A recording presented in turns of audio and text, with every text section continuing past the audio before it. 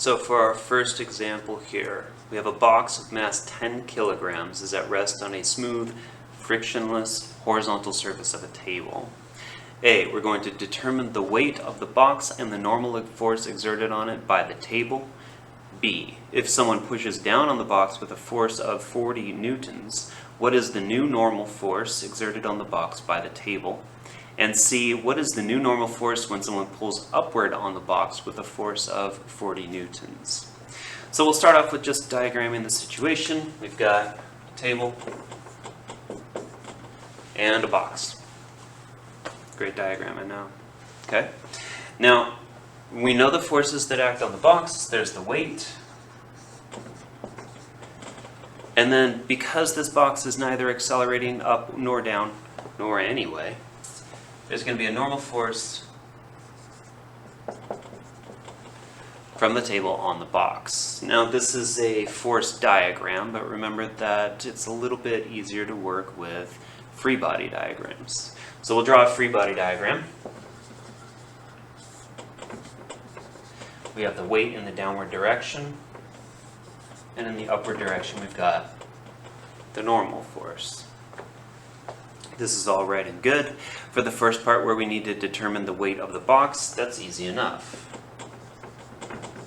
We know the box's mass, we know the acceleration due to gravity, we'll just put those in, and we've got it. So 10 kilos times 9.80 meters per second squared will give us a weight of 98 newtons.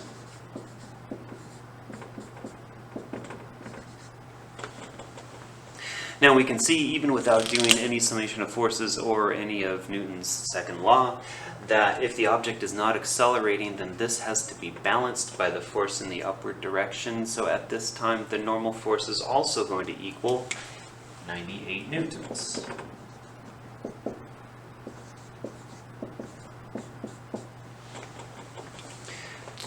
This is all right and good.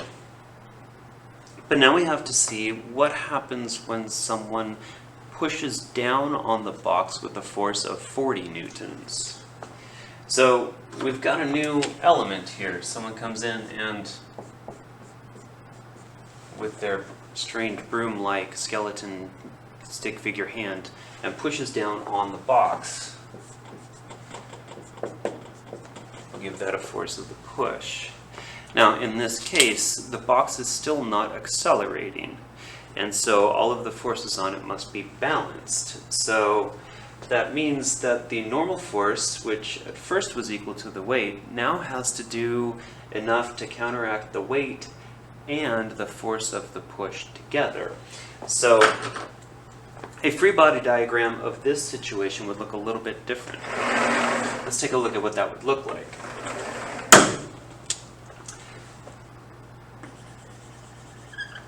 So here's the box. Note that my free body diagram is a little bit different.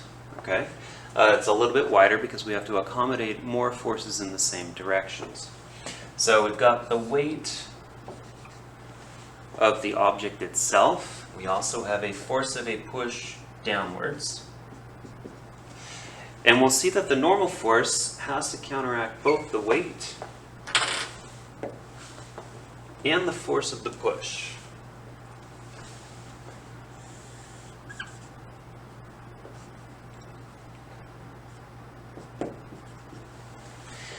So this is going to be a free body diagram of the box at this point with someone pushing down on it. Okay? And you'll see that the free body diagram informs us of how to do this. Now remember that I treat all of the forces as magnitudes. This one's magnitude is in the positive direction, that one's magnitude is in the negative direction. So at this point I would do the summation of forces.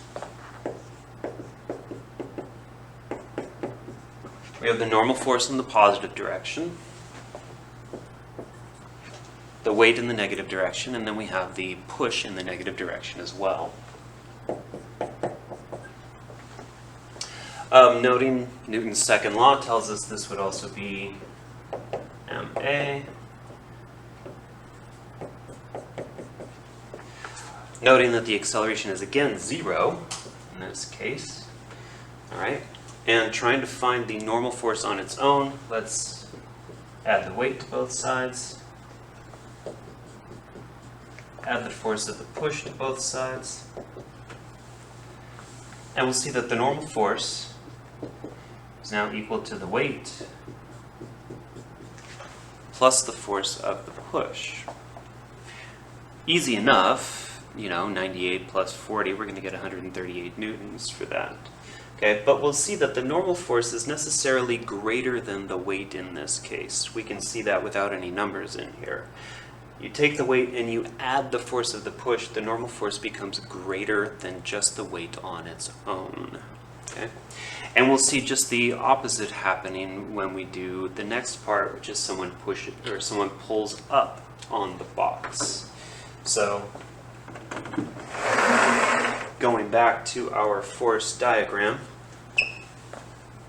now that push downwards becomes a pull upwards. And again, this box not accelerating means that the forces on it have to be balanced.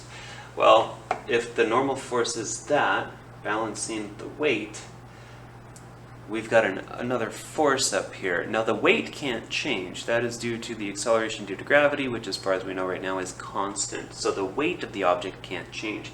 The only thing that will change is the normal force, which is what we saw with the book on the scale. The normal force becomes necessarily smaller than it was before. Now, a free body diagram of this situation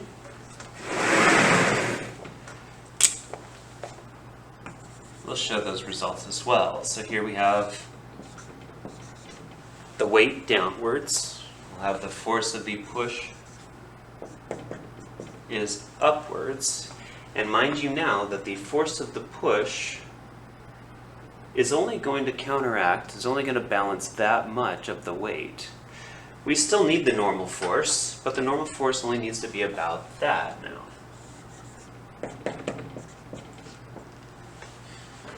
Alright? So this is a somewhat accurate free body diagram of the situation. Same procedure as we did before when we're doing any numerical calculations. We're going to add up the forces. I have 2 in the positive direction, 1 in the negative direction. So we're going to go the force of the push plus the normal force in the positive direction. Subtract the weight of that because that is in the negative direction. Newton's second law. A.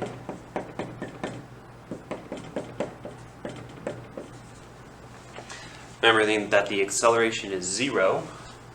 So all of these have to balance one another. If we're looking for just the normal force, I'm going to subtract the force of the push from both sides. I'm going to add the weight to both sides. And we'll see that the normal force is equal to the weight minus the force of the push in this case. Again, we can put some numbers in there and find out that the new normal force is about 58 newtons. But we can see right away from here that the normal force is necessarily less than the weight. And remember, that's because it has the force of the push helping it to balance the force due to gravity. A bonus question for us. What happens when a person pulls upward with a force equal to or greater than the weight of the box? Okay, so again, looking at the box, just do it with a free body diagram. There's the weight of the box, and now this is the force of the pull. If the object is not accelerating, what do we know about these forces? Well, the upward forces have to balance the downward forces. If that is equal to the weight of the box, then these are balanced. Is there any normal force in this case? Well, no, there doesn't have to be. All right. So in the case where the pull upwards is equal to the weight, the normal force is equal to 0. Okay. Now we can see this from what we just had with a pull upwards. We know that the normal force is equal to the weight minus the force of the pull. And when we put the weight in for that,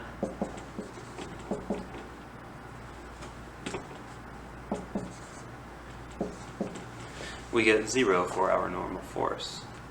Okay? Now, take this one step further. What happens when the force of the pull is greater than the weight of the object?